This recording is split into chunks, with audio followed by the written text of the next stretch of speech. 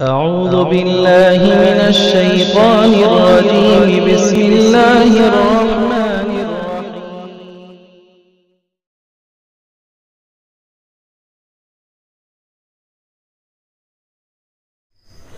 اور اسی طریقے سے 9واں سوال ہے کہ 10 محرم میں سلف صالحین کی اعمال کیا تھا، ان جو ہے وہ کیا کرتے تھے؟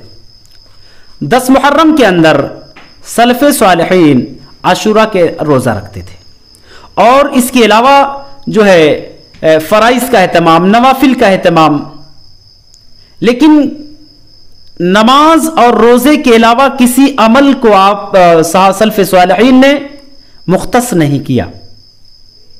نماز اور روزے کے علاوہ جس طرح سے روزانہ نوافل کا اہتمام کرتے اس دن بھی نوافل کا اہتمام کرتے. ہاں، اس حرمت والے مہینوں میں نوافل کثرت سے پڑھنا چاہیے، چونکہ ان کا مقام بڑھ جاتا ہے، ثواب بڑھ جاتا ہے. حافظ ابن کثیر رحمہ اللہ نے بیان فرمایا حضرت عبداللہ ابن عباس رضی اللہ تعالیٰ عنہ کے حوالے سے کہ حرمت والے مہینے میں جو ہے غلط کاموں کا انجام بھی بڑھ جاتا ہے، اس کے گناہ بھی بڑھ جاتے ہیں، برائیوں کا گناہ بڑھ جاتا ہے، ظلم کا گناہ بڑھ جاتا ہے. اسی طریقے سے نیکیوں کا ثواب بھی، اچھے اعمال کا ثواب بھی کئی گنا بڑھ جاتا ہے. تو ظاہر سی بات ہے کہ دیگر مہینوں میں جو نوافل کا اہتمام ہم کرتے رہے ہیں، محرم الحرام کے مہینے میں اور زیادہ کرنا چاہیے. لیکن کسی عمل کو خاص نہیں کیا جا سکتا سوائے اس عمل کے جس عمل کو محمد رسول اللہ صلی اللہ علیہ وسلم نے مختص کر دیا، جیسے عاشورہ کا روزہ جو اللہ کے نبی نے خاص کیا. لیکن عاشورہ کے روزے کے ساتھ ہمیں 9 محرم کو یا 11ویں محرم کو ملا لینا چاہیے. اللہ کے نبی نے کہا صوموا عاشورہ کا روزہ رکھو. وخالف فیہ الیہود، اور اس روزے میں یہود کی مخالفت کرو. کیسے؟ صوموا قبلہ یوما و بعدہ یوما. 10 محرم سے ایک دن پہلے والا یا تو رکھو، یا 10 محرم کے ایک دن بعد والا ملا لو.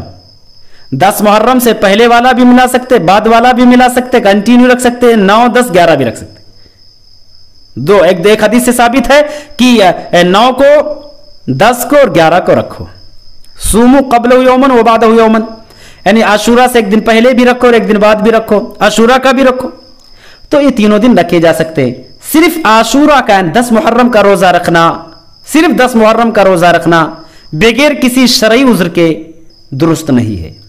عاشورہ کے ساتھ نبی کے تمام فرامین کی روشنی میں، تمام فرامین کے حوالے سے بات ثابت ہوتی ہے کہ عاشورہ یعنی 10 محرم کے روزے کے ساتھ جو ہے کسی ایک روزے کو ملا لینا چاہیے، چاہے 9 تاریخ کو ملاؤ یا 11 تاریخ کو ملاؤ، لیکن کسی تاریخ کو ملانا درست جائز ہے، اور یہی بہتر ہے. واللہ اعلم بالصواب.